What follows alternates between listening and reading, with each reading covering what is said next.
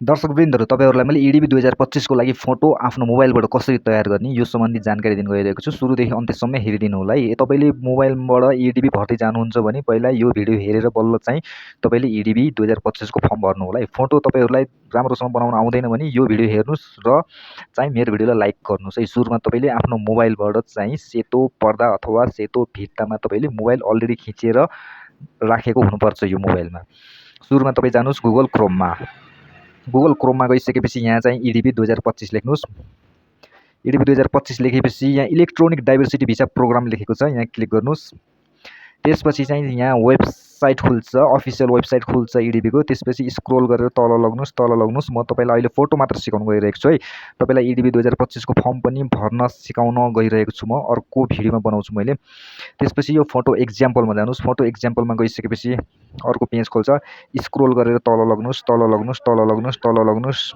त्यसपछि तपाई यहाँ अड्डिनुस्। त्यसपछि यहाँ अलरेडी हैव अ फोटो भनेको छ, तपाईको मोबाइलमा फोटो अलरेडी हुनुपर्ने छ है। त्यसपछि यहाँ प्याजी कलरको फोटो टुल भन्ने देख्नु भएको छ, यहाँ चाहिँ फोटो टुलमा छोइदिनुस्। त्यसपछि तपाईले के गर्नुस् भने स्क्रोल गरेर तल पनि हेर्न सक्नुहुनेछ, यस्ता फोटो चाहिँ एक्सेप्ट हुन्छ है। त्यसै कस्ता फोटो एक्सेप्ट हुँदैन यहाँ चाहिँ सबै तपाईले चेक गर्न सक्नुहुनेछ है। म तपाईलाई अहिले फोटो मात्र बनाउन सिकाउन गइरहेको छु। त्यसपछि यहाँ चाहिँ choose a photo or begin भनेको छ। त्यसपछि म चुज अ फोटोमा जान्छु। त्यसपछि यहाँ गइसकेपछि तपाईले अलरेडी यहाँ राखेको हुनुपर्छ है फोटो है। फेरि राम्रो तरिकाले खिचेर राखेको हुनुपर्छ है, किनकि यो टुलबाट तपाईको साइज मात्र मिलाइदिने हो है। तपाईले यो नसोच्नुस् कि तपाईको फोटो मिलाइदिने हो भनेर। हरेक युट्युबरहरुले यस्ता ज्ञान दिएका छैनन् कि तपाईहरुलाई, किनकि यसले चाहिँ फोटोको साइज मात्र मिलाइदिने हो, तपाईको फोटो मिलाइदिने होइन है। किनकि तपाईलाई मैले यही प्रुफ गरेर देखाउन चाहन्छु। जस्तै यो फोटोलाई मैले यहाँ DB को उसमा लगेछु। यो फोटो चल्दैन, तर चाहिँ यो फोटो पनि यहाँ एक्सेप्ट भइसक्यो। देख्नुभयो, यो फोटो एक्सेप्ट भइसक्यो। यति हुनेबित्तिकै एक्सेप्ट भयो भनेर तपाई खुसी नहुनुस्, यो फोटो चल्दैन। तर चाहिँ अर्को फोटो पनि तपाईलाई देखाउन गइरहेको छु।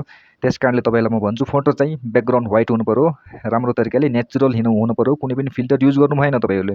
जस्तो फोटो पनि यहाँ तपाईले कुकुरको फोटो राख्नुस्, बिरालो फोटो राख्नुस्, तर चाहिँ त्यसले साइज मात्र बनाइदिने हो है। तपाईको फोटोको ब्लर फोटो, तपाईको ब्याकग्राउन्ड जस्तो भयो त्यसलाई मतलब हुँदैन, मात्र तपाईको साइज बनाइदिने हो।